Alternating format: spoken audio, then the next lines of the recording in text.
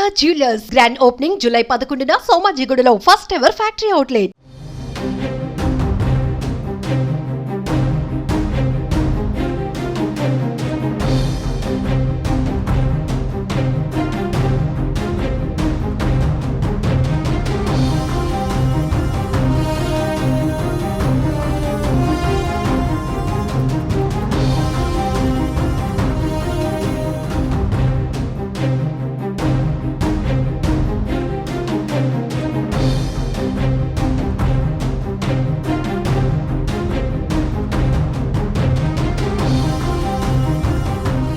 ఏపీలో కూటమి ప్రభుత్వం అధికారంలోకి వచ్చిన తర్వాత ఎన్నికల హామీల అమలు దిశగా అడుగులు వేస్తోంది. ఇప్పటికే సామాజిక భద్రతా పింఛన్ల పెంపు, మెగా డిఎస్సి, ఉచిత ఇసుక వంటి హామీలను అమలు చేసిన చంద్రబాబు ప్రభుత్వం ఈసారి రైతులకు మరో గుడ్ న్యూస్ చెప్పనుంది.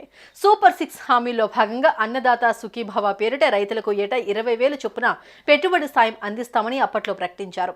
ప్రభుత్వం ఏర్పాటైన నేపథ్యంలో హామీల అమలుపై కసరత్తు ప్రారంభించిన టీడీపీ అన్నదాత సుఖీభవ పథకం అమలుపైన ఫోకస్ పెట్టినట్లు తెలుస్తోంది. ఏపీ ప్రభుత్వం రైతులకు ఆర్థికంగా తోడ్పాటు అందించే పథకం పేరు అన్నదాత సుఖీభవగా ఖరారు చేసింది.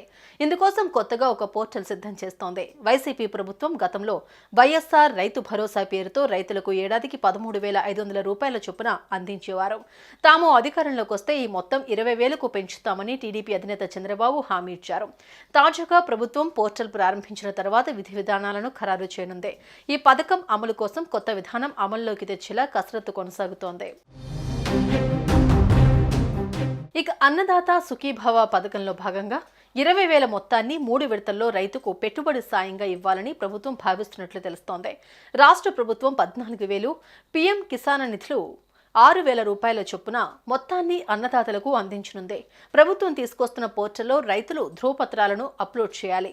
రైతులు ఆధార్ కార్డ్, భూమి పత్రాలు, ల్యాండ్ పాస్బుక్, రేషన్ కార్డ్, ఆదాయ పత్రంతో పాటుగా మొబైల్ నెంబర్ ఇవ్వాల్సి ఉంటుందని సమాచారం.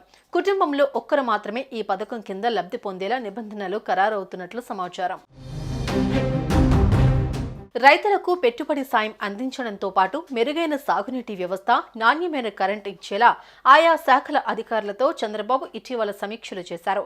అధికారులకు దిశానిర్దేశం చేశారు. రైతుల విషయంలో నిర్లక్ష్యం వహిస్తే సహించేది లేదని స్పష్టం చేశారు. ఇప్పుడు పెట్టుబడి సాయాన్ని త్వరగా అందించేందుకు ప్రభుత్వం కసరత్తు చేస్తోంది.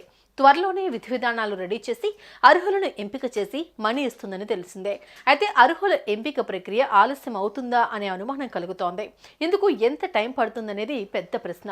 ఇక ఈ పథకం అమలుపై విధి విధానాలు కూడా ప్రభుత్వం త్వరలోనే ఖరారు చేయనుంది. కుటుంబంలో ఒకరికి ఈ పథకం కింద లబ్ధి పొందేలా నిబంధనలు ఉండనున్నట్లు తెలుస్తోంది. జూలై నెలలోనే కేంద్రం, రాష్ట్రాలు బడ్జెట్ ప్రవేశపెట్టనున్నాయి. ఈ నేపథ్యంలో బడ్జెట్లో ఈ పథకానికి కేటాయింపులు జరిపి ఆ తర్వాత అమలు చేసే అవకాశాలున్నాయి. సుమన్ టీవీలో మీ పర్సనల్ అండ్ బిజినెస్ ప్రమోషన్స్ కోసం కింది నెంబర్కి కాంటాక్ట్ చేయండి.